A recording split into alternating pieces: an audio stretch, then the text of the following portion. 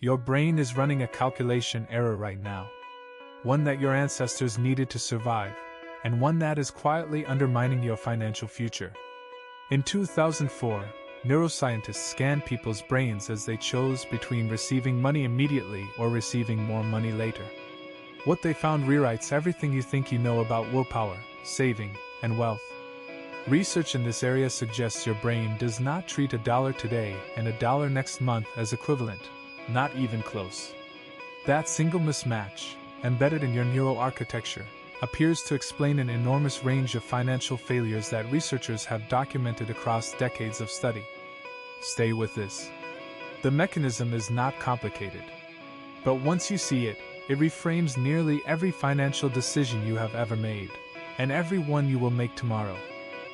This is NeuroWealth Company.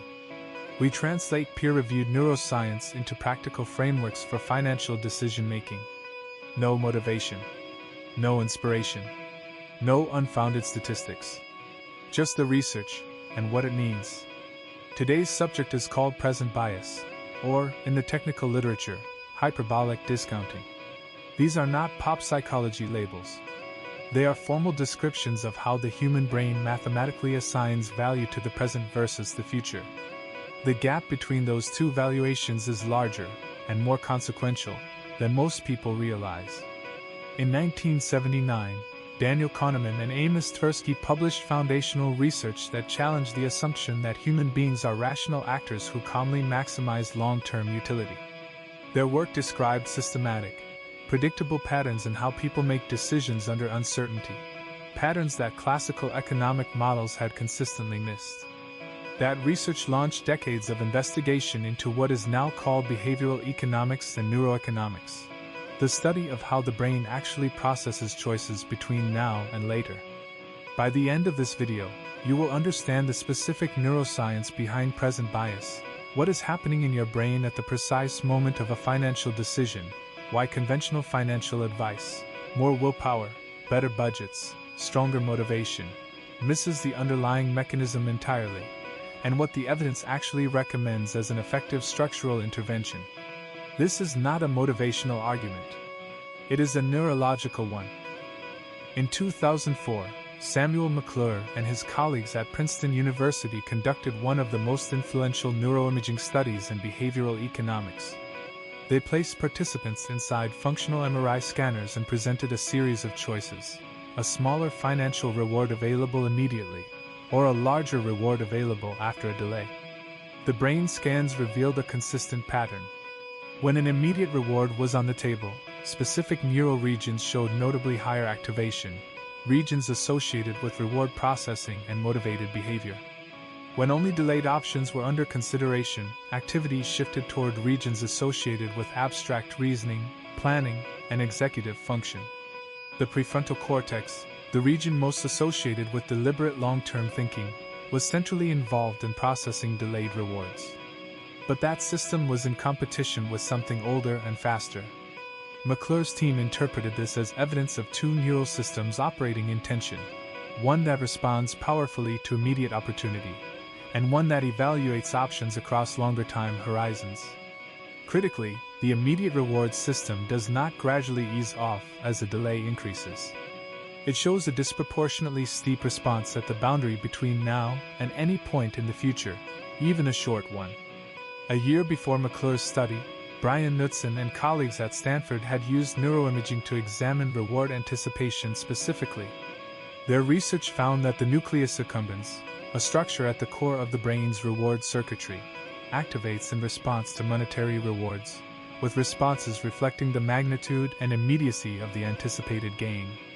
This is ancient hardware. The same neural machinery that evolved to motivate immediate action in the face of scarce resources is the machinery that fires when you see a sale, an impulse purchase, or a reason to defer a savings contribution. You are not making a poor decision. You are running old code in a new environment. In 1997, Harvard economist David Laibson gave present bias its formal mathematical framework.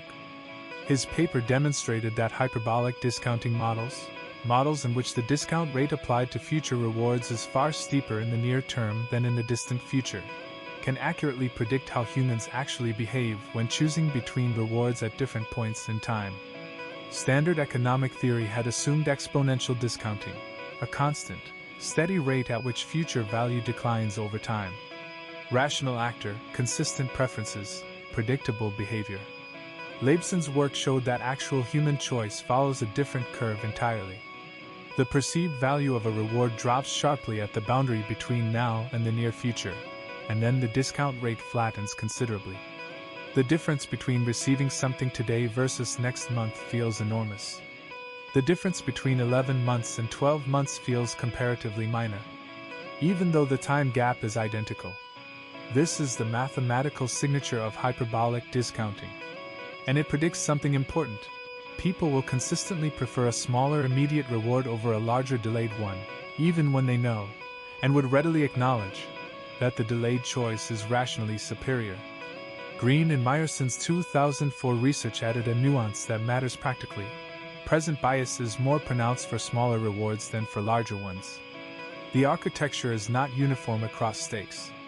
Small, frequent financial decisions, the ones that accumulate quietly over years, appear to be disproportionately influenced by this bias compared to large, infrequent ones. Which may help explain why major financial commitments sometimes feel easier to make rationally than the steady accumulation of small daily choices. If this kind of evidence-based breakdown is what you want from your media diet, subscribe. We publish this format every week, peer-reviewed research, translated into practical frameworks. No motivation required. The question that matters is not whether present bias exists. The research makes clear that it does. The question is what it costs. In 2004, Richard Thaler and Shlomo Benartzi published research that documented the financial consequences directly. Their work examined employee savings behavior and found that present bias contributes to patterns of overspending and undersaving. People consistently report genuine intentions to save more in the future while failing to make changes in the present. The gap between stated intent and actual behavior is not random noise. It is structurally predicted by the hyperbolic discounting model. People genuinely plan to do better next month. And then next month arrives, and the immediate cost of saving, the visible reduction in take-home pay, the foregone present spending, activate the same neural systems that McClure identified. Future you was an abstraction. Present you is paying attention.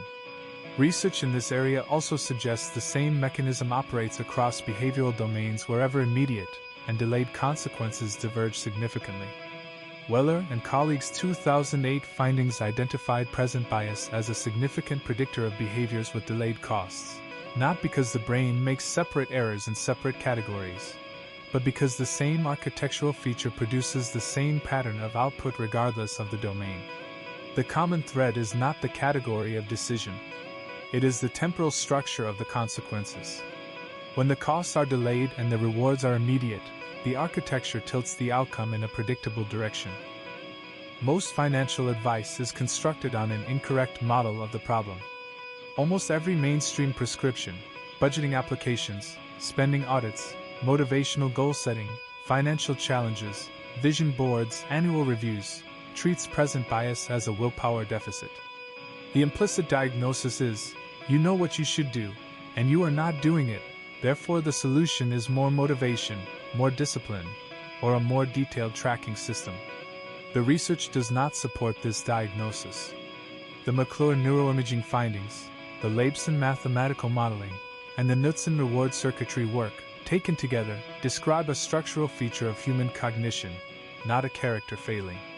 You are not choosing poorly because you lack information or resolve. You are choosing under the influence of a neural architecture that assigns disproportionate weight to immediate outcomes. Prescribing more willpower in the face of that architecture is roughly equivalent to prescribing more willpower in response to pain. The signal is real, it is structural, and motivation does not override it at the level of the mechanism. The important finding here is that present bias is not fixed. Anderson and colleagues' 2008 research found that the degree of present bias varies across individuals and is influenced by factors including age, income, and cognitive ability.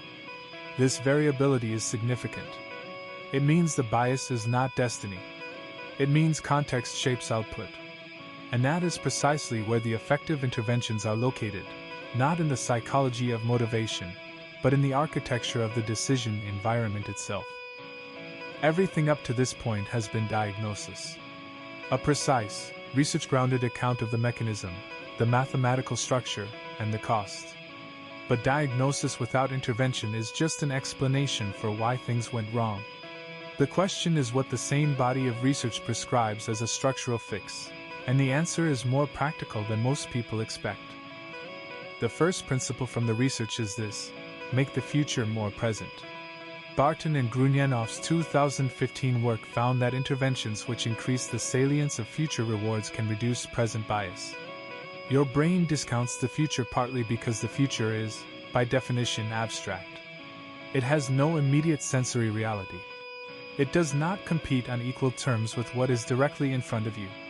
When you make future consequences concrete, a specific number, a specific date, a visible representation of what delayed savings actually produces in 30 years, you are partially compensating for the neural discount mechanism. This is not motivational visualization. It is a cognitive intervention that changes the information environment in which the decision is made.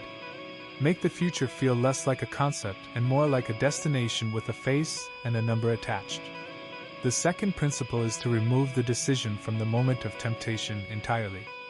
Thaler and Benartzi's Save More Tomorrow program is the most rigorously documented application of this approach in the financial literature. Their program did not ask participants to exercise greater willpower at each savings decision. It restructured when and how the decision was made, securing a commitment before the moment of bias arrives, and making future contribution increases automatic and passive. The immediate reward system has no power over a decision that has already been made.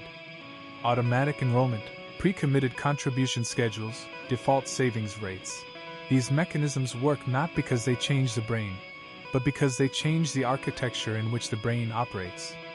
Thaler and Benartzi found this approach could produce meaningful increases in savings rates among participants who had previously failed to save more despite expressing clear intentions to do so. The third principle draws on Bickel and colleagues' 2011 research, which found that certain cognitive training approaches can help individuals make more patient decisions over time. But the broader finding across the literature is consistent. Environmental design outperforms training-based willpower interventions. Commitment devices, friction on immediate options, automatic defaults toward long-term outcomes. These structural tools work precisely because they do not require you to win a battle against your own neural architecture in every individual decision. They change the terms of the engagement. You are not trying to become a different person. You are trying to build a decision environment that produces better outcomes from the person you already are. Present bias is not a character flaw. It is not a sign of low intelligence or poor financial values. It is the default output of a brain that evolved under conditions where immediate rewards were genuinely scarce and the future was genuinely uncertain. For the vast majority of human history, that architecture was adaptive. In a modern financial environment, one saturated with immediate opportunities and long-horizon consequences, it produces predictable and measurable losses. The research is consistent on the prescriptive side. You cannot discipline your way out of a structural wiring pattern. What you can do is design around it. Increase the salience of future consequences. Pre-commit before temptation arrives. Set defaults that produce good long-term outcomes without requiring an active decision in the moment of bias. These are not motivational prescriptions.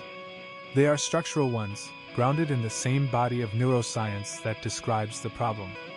If this channel's approach, evidence first, mechanism second, practical application third, no unfounded claims, is the format you want more of, subscribe. Every week, we translate peer-reviewed research into frameworks for financial decision-making. The next video examines loss aversion, specifically why the experience of losing money appears to be processed more intensely than gaining an equivalent amount, and how that asymmetry is shaping financial decisions you believe you are making rationally. It is right here.